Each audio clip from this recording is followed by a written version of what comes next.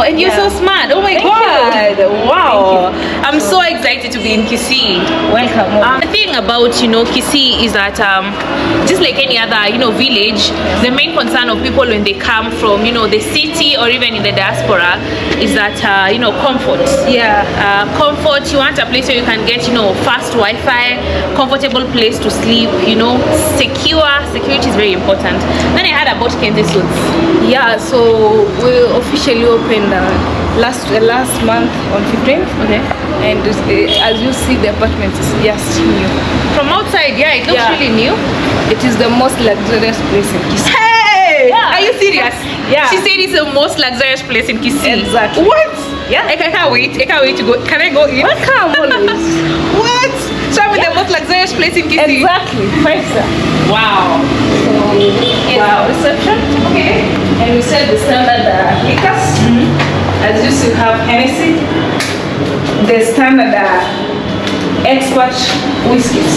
Okay. Yeah. So here at the reception, you already have drinks. So Yes. when people come in, you're offering them drinks. Yeah. Oh, And we nice. have CCTV, so the place is more secure. Nice. Yeah. Nothing can be stolen. This is really exciting. Yeah. I've seen cameras all around. I see security. Yeah. Oh, nice. So welcome. And our motto says, come to Kenzi and stay away. I think I'm going to be staying here for a while. Exactly. Maybe ask me who owns this place. So It's just is it a Kenyan? It's a Kenyan. It's a Kenyan. Yeah, from That's amazing because you see when people see such places, they think it's probably owned by a white person. Yeah. So we're just going to meet the owner of Kenzi Suits. Okay, let's go. Welcome. So as you see the place, this is called Skyview Lodge. Okay. Yeah. Nice. So may I kindly introduce to you Mr. Kennedy Sikene. She's the owner of the Kenzi Suits. Hello.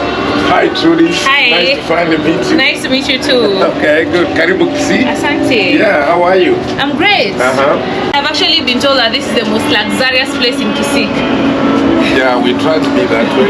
As you can see right here, you can actually see Kisii. That's the manga right there. Yeah, you have a very good view of the Kisii Highlands. That is Camel Park right up there.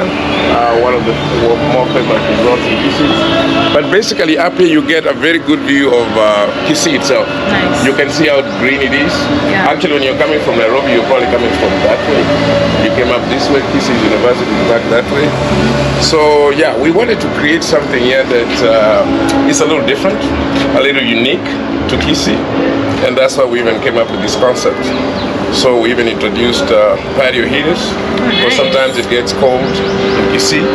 So when our guests are sitting up here, underneath the umbrella, you want a sunbed, you can do that. You can get a drink from downstairs and just sit down and enjoy the view. Okay. Look at that sunset. Look at that view. This is actually really incredible. I want to sit down with you and hear your story. Sure. I'm so excited to be here. Thank you. I'm Trudy. What's your name? Kennedy. Okay. Kennedy. Sikini, yeah. That's what they call me, Kennedy. Okay.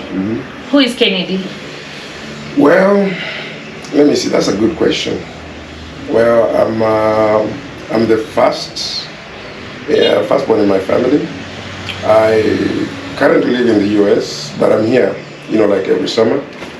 I guess the other question is, okay, why are you back and forth? The reason is, when I left Kenya, I was a young boy, straight out of high school. Oh, really? Yeah.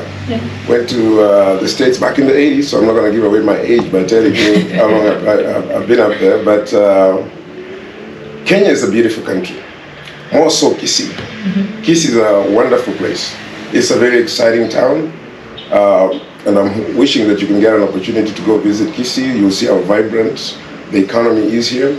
We do have a lot of people from Kisii, the Kisii community live in the US, all over the states. And actually, I was watching our president, President Uhuru, talking about how the Kisii community from the diaspora sends the largest amount of money back home compared to any other community. I didn't know that.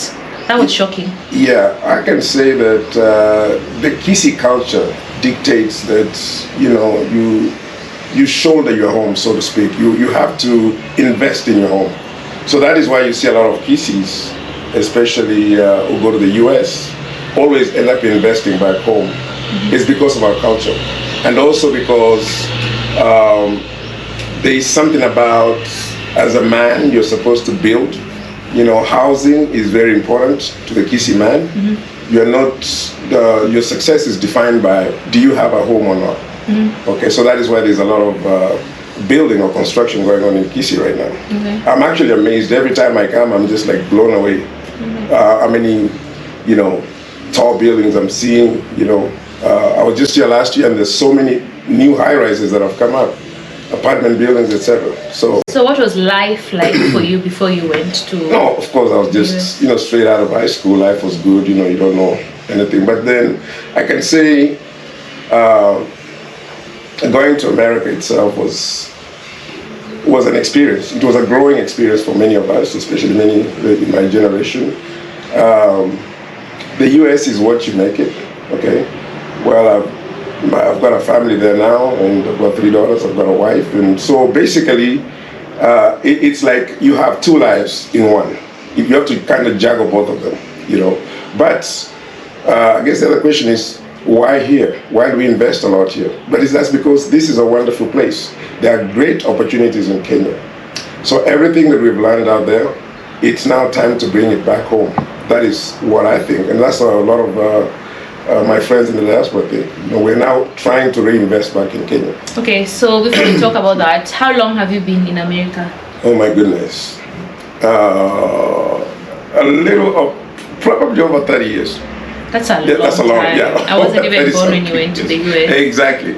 So, yeah. Living in the US and investing in Kenya, when did that idea come?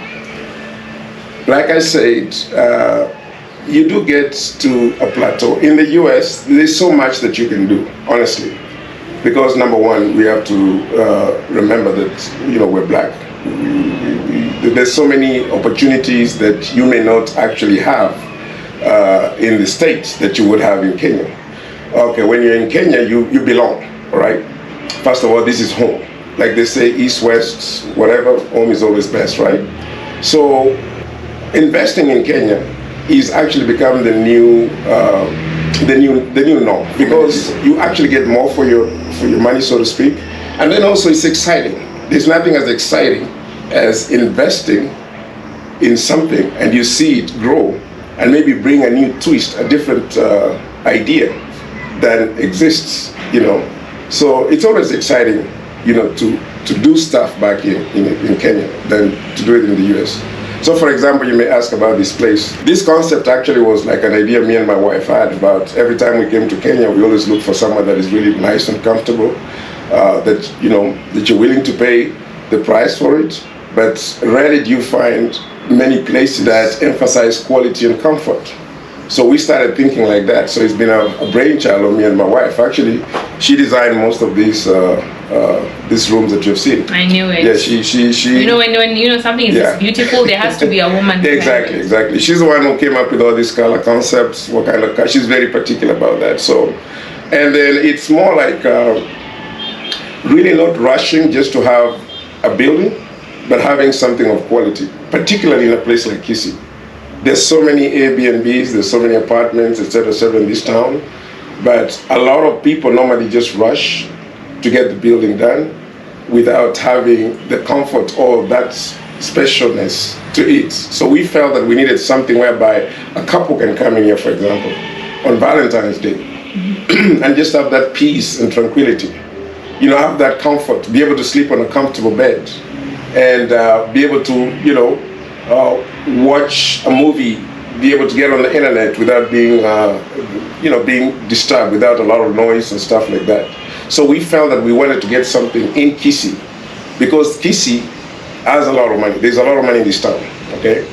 But people are just looking for good things to spend. So we felt that we wanted just to get something that's a little bit classy, that that people can enjoy. Something that doesn't exist here. Okay, how long did it take you to build this building? Oh my goodness, almost 6 years. It was just a project that we kept working on slowly by slowly. I could come every year and then just do like one floor at a time. We were not trying to rush it. And so it's been About 6 years. When you're building this building, we have very many Kenyans in the diaspora who complain that, they send money back home to the relatives to, work on projects like construction, and then they eat up the money. What was your experience? My experience was I wanted to do it whereby basically I come every summer. I would come during the summer and then do what I can and then shut it down. That way you're in control of what's going on. Like I said, we were not in a rush. Okay, so there was no real big rush. It's just like I said, it's more like a labor of love. Like, okay, I want to do this. I want to take my time and do this. So I didn't have that experience per se. So because I felt that whatever we wanted to do here, I wanted to be involved in every stage. So when I'm not here, nothing was going on. Okay. Yeah. So 6 years down the line, the place is complete. This place is extremely beautiful and classy. Thank you. What was the process of, getting all these things? Are these, everything inside here, are they made in Kenya? Not everything. The bedding is all from the US, from the mattresses and stuff. But we discovered that there are a lot of companies now in the United States that will ship products for you. You can consolidate your cargo. Gone are the days that you have to have a lot of things that you put in a container and bring by yourself.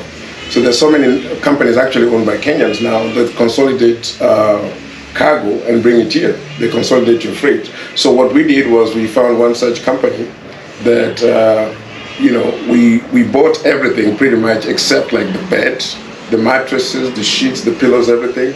My wife was very particular about the quality that they should be, and so they actually delivered them right here. Okay. So basically, as soon as I handed over the material, the goods to them, they took care of everything. Was it not too expensive? When you think about it, good things are going to cost you some money. Okay? So that is the other thing about it. You have to look at it and say, is it worth it? Yes. It's expensive, yes. But when you've invested so much and you want quality for something that's going to last, you're going to spend the money to get it here. So that's what happened. Actually, everything in here, even in the kitchen, from all those cabinets, they're all shipped, they're all made in the US. Oh, wow. Okay? The silverware, the cutlery, the pots, everything. Because we wanted to give, especially people who come from the diaspora or even from outside of Kisii, when they come up in here, they want a nice fork. They want a nice spoon. They want to sleep on a sheet that's, over 600 thread count, so to speak. A nice mattress. And just have that, that peace of mind. So we felt that that's the direction we wanted to go, not just to put up a building. And that's how it has ended up like this.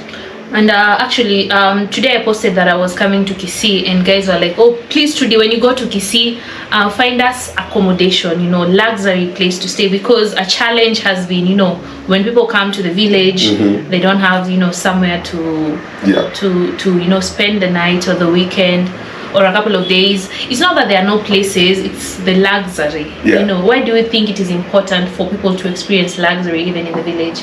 Well, people work hard, right? Yeah. There are a lot of people in Kisii who work hard. So you want to have a staycation. It doesn't just have to be Nairobi. I refuse to subscribe to that theory that you have to go to Mombasa or Nairobi or Nakuru. Kenya is big. Kenya is big. Yeah. So I want people in Kisii on a weekend to have a nice, comfortable place. Okay, people live in Nairobi, when they want to have a staycation or whatever, they'll go to Ole Sereni or one of those Radisson Blues and stuff like that. So we're trying to change the conversation in Kisii, that we can have the same. Oh, wow. All right, we're not just going to have a building, we're going to have something that is close to Radisson Blue or Ole Sereni or even better. Okay? That's amazing. Yeah, Kenya is a beautiful country. Kisii is a beautiful place. It's a very vibrant place. People here work hard. So we're trying to give them an option to spend their money. I think this is a good option. Yeah. What do you guys think? Now that this place is up, what is your expectation? What is the goal?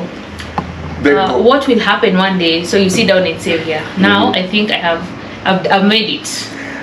First of all, we want to make sure that we maintain the quality, number one. So I think that's going to be the biggest challenge, maintaining the quality, okay? And that goes with training, getting the right staff to train them. And that's that's something that many people may say, oh, I've seen so many places opened up, and then all of a sudden 2, 3, 4 months later, whatever.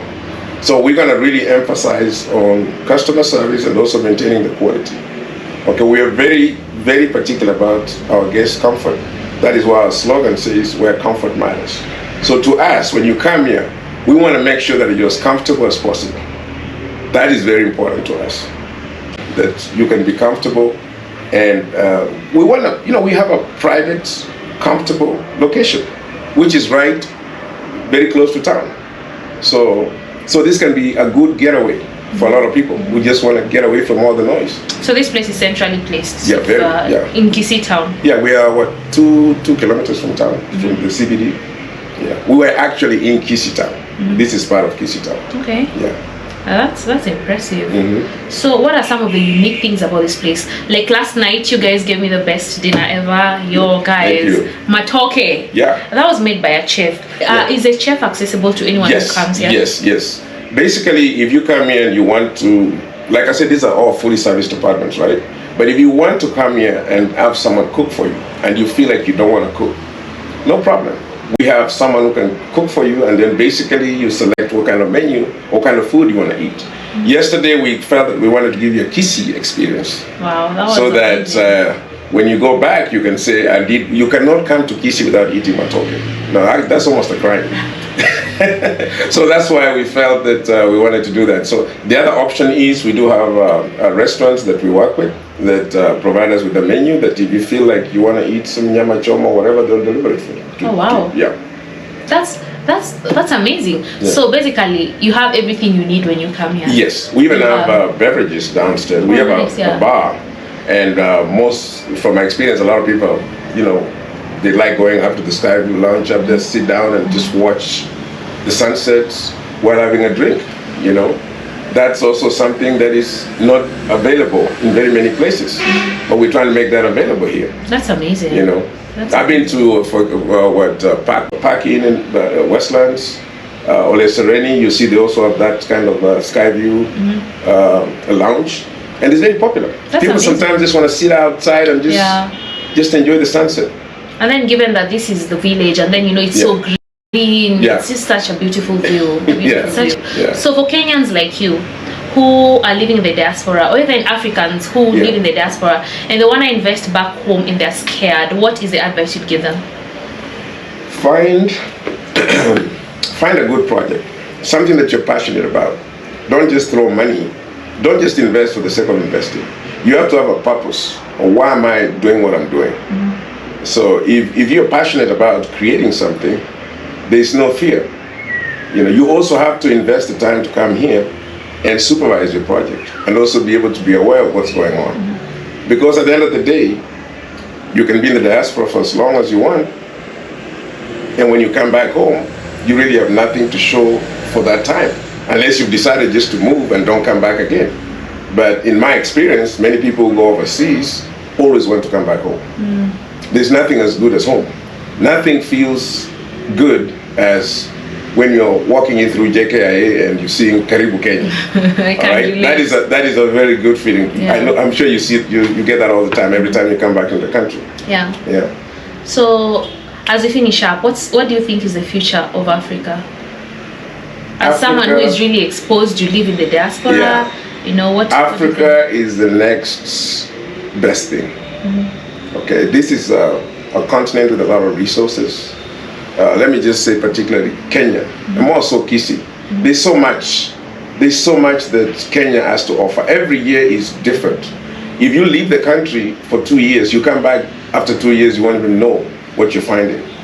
Kenya is a very talented country. We have a lot of talent here, for example. We have a lot of young people who are very talented.